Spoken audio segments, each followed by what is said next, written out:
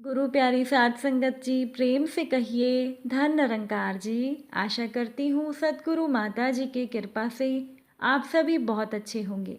एक नई साखी के साथ फिर से हाजिर हूँ मैं। साध संगत जी, कहा जाता है कि इंसान को वो ही मिलता है जो उसके भाग्य में लिखा होता है। लेकिन इंसान अगर चाहे तो कड़ी मेहनत करके, कर्म करके अपने भाग्य को भी बदल सकता है। और आज की साखी इसी विषय पर आधारित है। चलिए आज की साखी सुनते हैं। साध संगत जी, मुन्नू सेठ जी का नौकर था। सेठ जी एक थोक विक्रेता थे।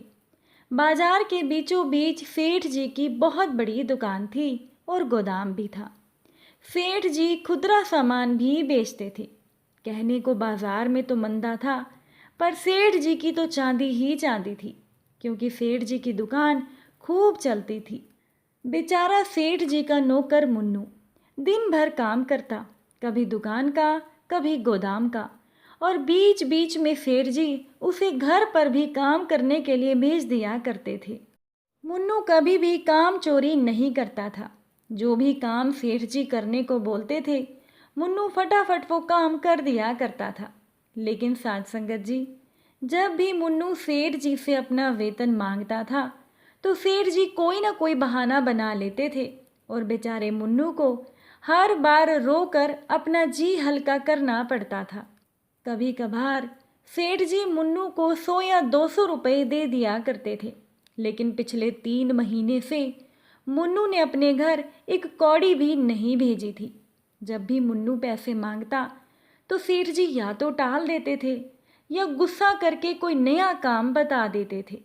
एक दिन की बात है साध संगत जी, गोदाम में मुन्नू बिल्कुल अकेला था। अब सेठ जी से तो बोलने की हिम्मत मुन्नू की होती ही नहीं थी। अब मुन्नू का एक साथी एक चूहा था, जो उसी गोदाम में धान की बोरियों पर मस्ती करता रहता था। सेठ जी की डांट सुनकर मुन्नू गोदाम में आता और दुखी होकर बैठ जाता। कभी कभार रोने भी लगता था, लेकिन वो चूहा हमेशा मुन्नू की खामोशी तोड़ता था। कभी बोरियों पर उछल कूद करता, तो कभी मुन्नू के पैरों पर से दौड़ता। इस चूहे की वजह से मुन्नू को बहुत बार सेठ जी से डांट भी खानी पड़ती थी। तब मुन्नू गुस्से में झाड़ू लेकर चूहे को मारने के लिए दौड़ता था, लेकिन वो चूहा कभी भी मुन्नू के हाथ नहीं आता था। साथ संगत जी, आज जब वो चूहा आया तो मुन्नू को गुस्सा नहीं आया। मुन्नू ने सोचा कि अच्छा ही है, सेठ जी मुझे समय पर वेतन देते नहीं हैं। मैं दिन भर काम करता रहता हूँ, लेकिन ये चूहा बिना काम के ही अपना पेट भर लेता है। आज से मैं इसके पीछे नहीं दौड़ूंगा और मैं इसे खाने देता हूँ। तभी सेठ जी ने मुन्नू को आवाज़ लगाई कि तुम कहाँ पर हो। सुनाई नहीं देता। सेठ जी की आवाज़ से मुन्नू का ध्यान टूटा और उधर वो चूहा भी दौड़कर बोरियों के पीछे छिप गया। सेठ जी की आवाज़ से वो चूहा भी परिचित था। दौड़कर जाते हुए मुन्नू ने कहा कि बोलिए सेठ जी। सेठ जी ने कहा कि बाहर गाड़ी खड़ी है, ये सामान गाड़ी में रख दो। गुस्से में सेठ जी ने मुन्नू को कहा। मुन्नू ने कहा कि अभी रखता हूँ सेठ जी। मुन्नू गाड़ी में सामान भरता है। गाड़ी में बोरियां भरते समय मुन्नू ने देखा कि 3-4 बोरियां नीचे से कटी हुई निकली, जो चूहों ने काट रखी थी। अब मुन्नू डर गया। उसने सोचा कि सेठ जी गुस्सा करेंगे। सोच ही रहा था कि सेठ जी ऊपर से आ गए और मुन्नू से कहने लगे कि तू दिन भर गोदाम में बैठा रहता है, देखता ही नहीं कि कितना नुकसान हो रहा है। एक काम भी ढंग से नहीं करता, पता भी है कितना महंगा सामान आता है। बस वेतन की रट तो 24 घंटे लगाए रहता है। सेठ जी ने मुन्नू को कहा कि अब मेरा मुंह क्या देख रहा है, सुई धागा ला और इन सारी बोरियों को सिल दे और देख लेना कि कहीं कोई बोरी कटी हुई ना हो। मुन्नू दौड़कर सुई धागा ले आता है और उन बोरियों को सिलता है। फिर सेठ जी के कहे अनुसार बोरियों को दूसरे कोने में रखता है। तो मुन्नू ने देखा कि नीचे से कई बोरियां और भी कटी हुई हैं। अब तो मुन्नू को बहुत गुस्सा आ गया। मुन्नू झाड़ू उठाकर चूहे के पीछे दौड़ा और कहने लगा कि कितनी मेहनत करनी पड़ रही है मुझे तेरी वजह से। चूहा दौड़कर फिर बोरियों के पीछे छुप गया। चूहे और सेठ जी को मन में गालियां देता हुआ मुन्नू बोरी से सिर टिकाकर गोदाम में बैठ गया। उसके माथे से पसीना आ रहा था कि तभी चूहे की आवाज़ आई जो ठीक मुन्नू के पैर के पास था। लेकिन मुन्नू की इतनी हिम्मत ही नहीं थी कि अब वो चूहे के पीछे दौड़े। हंसकर मुन्नू ने चूहे से कहा कि तू मुझे चिढ़ा रहा है, देखना एक दिन मैं तुझे पकड़कर कौवे को खिला दूंगा। अगली सुबह दुकान पर जाते समय मुन्नू ने सेठ जी को चूहे मारने की दवा की याद कराई। साथ संगत जी, दुकान पर जाकर सेठ जी ने कहा कि साफ सफाई करके ये चूहे मारने की दवाई रख लेना और ध्यान रखना दीपावली का समय है, कोई ग्राहक इस चीज़ को ना देखे और कोई भी चूहे नज़र नहीं आने चाहिए। तभी दुकान से टेलीफोन की घंटी बजती है। सेठ जी फ़ोन उठाते हैं और पूछते हैं कि कौन है। तभी दूसरी तरफ से आवाज़ आती है कि सेठ जी मुन्नू से बात करवा दीजिए। सेठ जी मुन्नू को आवाज़ लगाते हैं और मुन्नू दौड़कर चला आता है और सेठ जी कहते हैं कि तेरे घर से फ़ोन है, जल्दी बात करके फ़ोन काट देना, ग्राहकी का समय है। साथ संगत जी, फ़ोन पर दूसरी तरफ मुन्नू की माँ थी और वो मुन्नू से पूछती है कि तू कैसा है। मुन्नू अपनी माँ को अपना हालचाल बताता है और अपनी बहन और अपनी माँ की तबीयत के बारे में पूछता है। मुन्नू की माँ उसे बताती है कि उन्हें बुखार हो गया है। तभी मुन्नू अपनी माँ को कहता है कि माँ, क्या तुमने वैद्य जी को दिखाया है? तब मुन्नू की माँ ने कहा कि कुछ खास नहीं, बस ऐसे ही तुम्हारी बहन ने काढ़ा बनाकर पिला दिया है और अब मैं बिल्कुल ठीक हूँ। मुन्नू की माँ उसे कहती है कि तू बस अपना ख्याल रखना, सर्दी आ रही है, सेठ जी से पैसे लेकर ऊनी कपड़े ले लेना, अपना ख्याल रखना। मुन्नू इससे आगे कुछ बोल ही नहीं पाया। वो समझ चुका था कि असल में उसकी माँ क्या कहना चाह रही थी। साथ संगत जी, मुन्नू ने सोचा कि दीपावली आ रही है, घर का खर्चा भी तो नहीं चल पा रहा था, ऐसे में त्योहार मेरी माँ और मेरी बहन कैसे मनाएंगे। मुन्नू की माँ ने सोचा कि बेटे को क्या परेशान करना। अब घर की तंग हालत मुन्नू को पता थी। 5 साल पहले उसके पिताजी का देहांत हो गया था। तब मुन्नू 8वीं कक्षा में पढ़ रहा था, लेकिन पिताजी के बाद घर का खर्चा कैसे चलता, तो मुन्नू ने पढ़ाई छोड़ दी और शहर में काम की तलाश में आ गया।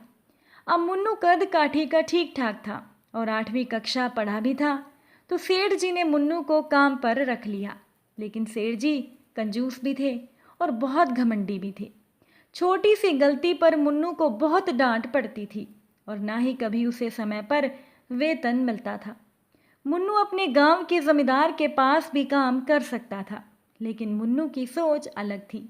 उसका मानना था कि गांव में रहकर उसकी माँ की खराब तबीयत और उसकी बहन की ख्वाहिश जो कि वो पूरी नहीं कर सकता था, अगर वो रोज़ देखता तो उसे ज़्यादा दुख होता। मुन्नू कहता है कि आंखों के सामने ना हो तो दुख कुछ कम हो जाते हैं, लेकिन कभी कभार घर की याद मुन्नू को रुला देती थी। आज मुन्नू अपनी माँ से बात करते हुए बहुत ज़्यादा भावुक हो गया था। इतना खो गया कि उसे पता ही नहीं चला कि सेठ जी उसे आवाज़ लगा रही है। तभी सेठ जी ने आकर मुन्नू को ज़ोरदार चांटा लगा दिया और कहने लगे कि कितनी आवाज़ लगाई है तुझे, तुझे सुनाई नहीं देता? बाहर ग्राहकों की भीड़ लगी है और महाराज यहाँ पर आराम फरमा रहे हैं। पैसे का मतलब समझता भी है क्या? बहुत मेहनत करनी पड़ती है पैसे कमाने के लिए। तेरे माता पिता ने भी कभी कुछ कमाया था क्या? काम चोर कहीं का। मुन्नू रोता हुआ खड़ा हुआ और कहने लगा कि सेठ जी गलती हो गई, अब आप पर्ची बनाओ, मैं सामान निकालता हूँ, हम अभी सारे ग्राहकों को निपटा देंगे। सेठ जी पर्ची बनाते गए और मुन्नू सामान तोलता गया। पूरा दिन 1 मिनट का समय भी नहीं मिला। शाम तक मुन्नू थक कर चूर हो गया। आज उसने खाना भी नहीं खाया था, लेकिन सेठ जी ने मुन्नू को खाने का पूछा भी नहीं। मुन्नू बोरी से टिक कर बैठ गया, उसकी कमर हिल भी नहीं रही थी। उधर सेठ जी का ध्यान आज गल्ले पर था। आज उनकी अच्छी खासी दुकानदारी हो गई थी। मुन्नू ने सोचा कि आज तो खूब पैसे कमाए हैं, आज अगर मांग लेता हूँ तो शायद सेठ जी थोड़े पैसे दे देंगे। और यही सोचकर मुन्नू ने सेठ जी से कहा कि सेठ जी, माँ का फ़ोन आया था, उन्हें पैसे चाहिए, मेरी माँ बीमार है। सेठ जी ने मुन्नू को 1,000 रुपये दिए और बोले कि ले, बाकी के रुपए मैं अगले महीने दे दूंगा। तभी सामने से रेहड़ी वाला गुजरा तो सेठ जी ने 10 रुपए की मूंगफली खरीद ली, आधी मुन्नू को दे दी और कहने लगे कि ले खा ले और गोदाम में साफ सफाई कर देना और फिर घर चले जाना। मुन्नू मूंगफली को एक तरफ रख देता है और पहले साफ सफाई में लग जाता है। सफाई करने के बाद मुन्नू देखता है कि चूहा उसकी मूंगफली खा रहा है। मुन्नू ने चूहे से कहा कि तू मेरा कौन से जन्म का दुश्मन है, दिन भर मैंने कुछ भी नहीं खाया, अब कंजूस सेठ जी ने ये मूंगफली दिलवा दी, वो भी तू खा रहा है। लेकिन मुन्नू को पता नहीं क्यों उस चूहे से लगाव भी हो गया था। जब कभी वो थोड़ी देर के लिए नहीं दिखता था तो मुन्नू सोचता था कि आज वो चूहा कहाँ चला गया, क्योंकि वो ही मुन्नू के अकेलेपन का साथी था। कभी उसके पीछे दौड़ना, कभी उसको गाली निकालना। गोदाम में एक चूहा ही था जो मुन्नू की खामोशी तोड़ता था। घर जाते समय सेठ जी ने मुन्नू को कहकर दवाई गोदाम में रखवा दी। अब रात को मुन्नू को नींद ही नहीं आई। बहुत देर तक मुन्नू रोता रहा। सोचने लगा कि सेठ जी ने मुझे केवल 1,000 रुपये दिए हैं और मैं उनमें क्या क्या लूँ, जूते, स्वेटर, बहन के कपड़े, माँ की दवाई या दीपावली पर घर में क्या भेजूँ। मुन्नू की समझ में नहीं आ रहा था। रोते रोते और सोचते सोचते मुन्नू सो गया। अगले दिन सुबह जब मुन्नू गोदाम में आता है तो देखता है कि वो ही चूहा एक दूसरे चूहे की पूंछ पकड़कर घसीट रहा है। मुन्नू को बड़ी हैरानी हुई। फिर मुन्नू सफाई करने में लग गया।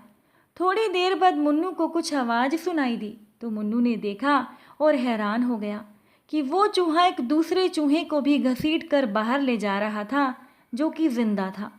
मुन्नू को कुछ समझ ही नहीं आया। मुन्नू ने गौर से देखा तो वो चूहा उसको बाहर ले जाकर वापस आया और कोने में बैठ गया, जैसे वो अब मुन्नू का इंतज़ार कर रहा हो। मुन्नू सचमुच सुन हो गया और चूहा आज दौड़ा नहीं, बस बैठा रहा। अब मुन्नू को कुछ भी समझ में नहीं आया। धीरे धीरे मुन्नू को कुछ बात समझ में आने लगी। जो दवा कल रात गोदाम में रखी थी उसे खाकर चूहा मर गया, जो शायद मुन्नू के उस दोस्त चूहे का कोई रिश्तेदार था, जिससे दुखी होकर उसने अपने एक और दोस्त चूहे को गोदाम से बाहर निकाल दिया। लेकिन वो खुद वापस आकर क्यों बैठ गया, ये मुन्नू की समझ में नहीं आ रहा था। तभी सेठ जी वहाँ आ गए और कहने लगे कि इतनी देर हो गई है, तुझसे अब तक सफाई भी नहीं हुई। रोज की तरह सेठ जी ने गालियाँ देनी शुरू कर दी और सेठ जी ने गुस्से में मुन्नू के माता पिता के बारे में भी बहुत से अपशब्द कहे। लेकिन साथ संगत जी, आज मुन्नू में कुछ हिम्मत आई और उसने कहा कि सेठ जी बस कीजिए, काम चाहे जितना मर्जी करवा लो, पर मेरे माँ और पिताजी को गाली मत देना।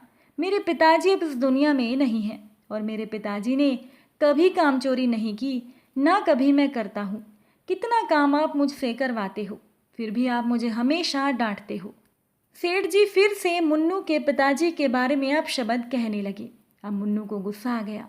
मुन्नू के हाथ में झाड़ू थी, उसने झाड़ू उठाई, तभी उसके पैर पर कुछ महसूस हुआ।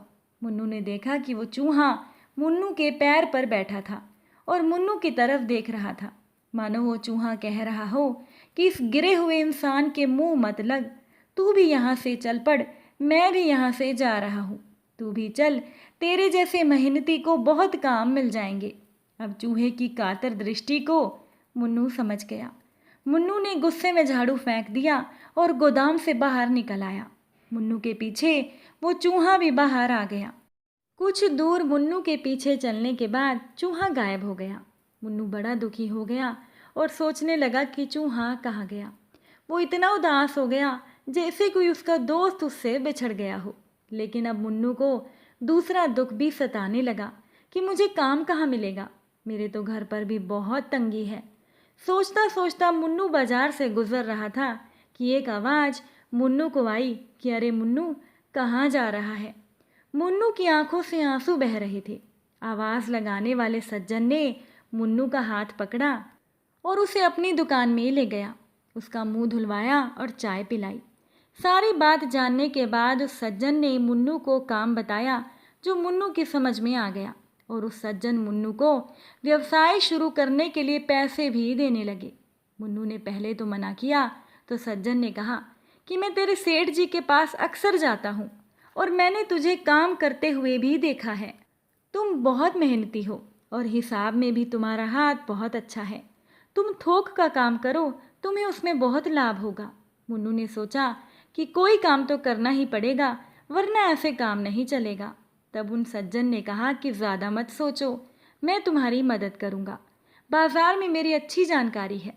अब मुन्नू सज्जन के कहे अनुसार काम करने लगा और बाजार में उसकी अच्छी जान पहचान हो गई। अब मुन्नू अपनी माँ का इलाज भी अच्छे से करवा रहा था और अपनी बहन को भी अच्छे स्कूल में दाखिल करवा दिया। मुन्नू ने अब बाजार में किराए पर दुकान ले ली और अपने गांव से 2 लड़कों को बुला लिया जो भी गरीब और बेरोजगार थे। एक रोज मुन्नू ने देखा कि दुकान में एक पैकेट कुतरा हुआ था। मुन्नू को अचानक से अपने पुराने साथी उस चूहे की याद आ गई। उत्सुकतावश मुन्नू ने इधर उधर नजर दौड़ाई, चारों तरफ देखा तो एक पैकेट के पीछे वो ही चूहा मुन्नू को दिखाई दिया। मुन्नू अब उस चूहे को मारना नहीं चाहता था। साथ संगत जी, चूहे को देखकर मुन्नू को सुकून मिला, जैसे कि कोई बिछड़ा हुआ दोस्त मिल गया हो। मुन्नू अब रोज उस चूहे को कुछ ना कुछ खाने को डालता था और चूहा खा लेता था। अब वो चूहा किसी भी पैकेट को नहीं काटता था।